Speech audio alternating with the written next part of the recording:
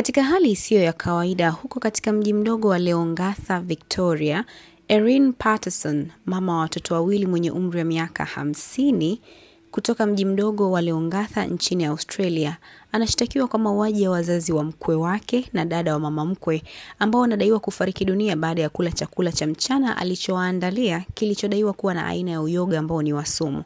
Mahakama Kuu ya Jimbo la Victoria nchini Australia ilianza kusikiliza kesi hiyo tangu mwishoni mwa mwezi Aprili mwaka huu, ambapo Erin amekana mashtaka ya mauaji dhidi ya Dawn na Gail Patterson, wote wenye umri wa miaka 70, na Heather Wilkinson mwenye umri wa miaka 66, pamoja na jaribio la kumuua mume wa Heather, mchungaji Ian Wilkinson, ambaye ndiye pekee aliyenusurika kwenye tukio hilo.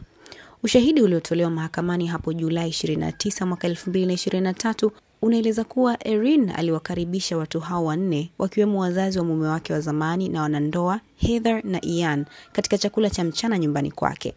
Mume wake wa zamani Simon Patterson, ambaye alikuwa pia amekaribishwa, alikataa kuhudhuria akidai kuwa hana maelewano mazuri na Erin tangu walipotengana mwaka 2015, hivyo asingeweza kufika hapo, na hiyo ndio ikawa pona yake.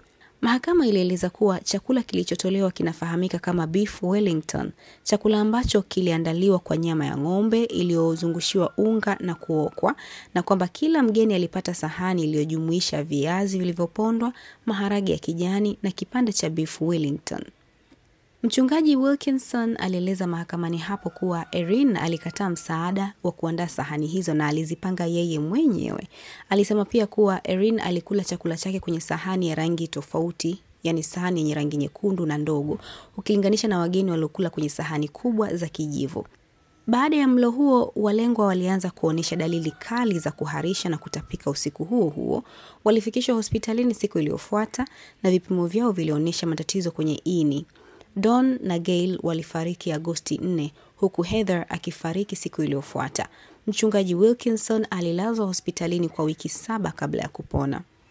Mashahidi wa upande wa mashtaka wamedai kuwa chakula hicho kilihusisha uyoga wa sumu ujulikanao kama Death Cap Mushroom ama Amita phalloides, uyoga ambao husababisha vifo vya karibu 90% ya watu wanaopatwa na sumu ya uyoga duniani.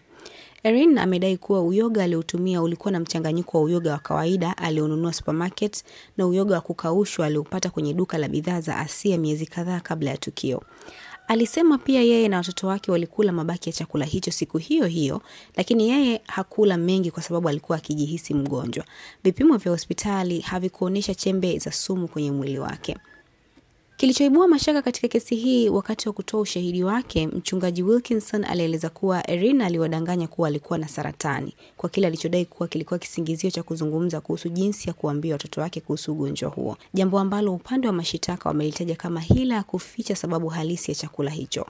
Wakati huo, watumishi wa afya walieleza kuwa Erin alionekana kutokuwa mgonjwa kama waathiriwa wengine na alikataa watoto wake kuchukuliwa vipimo, akidai hataki kuwapa hofu. Erin Patterson amesisitiza kuwa hana hatia, akisema vifo hivyo vilikuwa ajali mbaya sana na kwamba hana sababu yoyote ya kuwaumiza watu waliowapenda. Katika taarifa yake ya maandishi aliyokabidhi polisi, alisema kuwa alikuwa amechanganyikiwa sana na mshituko wa vifo vya wapendwa wake. Mashtaka yameeleza kuwa hawahitaji kueleza sababu au nia kamili ya Erin, bali wanaamini alilenga kwa makusudi kuwaua watu hao kwa kutumia sumu. Kesi hiyo inatarajiwa kuendelea hadi mwanzoni mwa Juni mwaka huu, ambapo mahakama itaamua hatma ya Erin Patterson. Hii ni TriGen Media.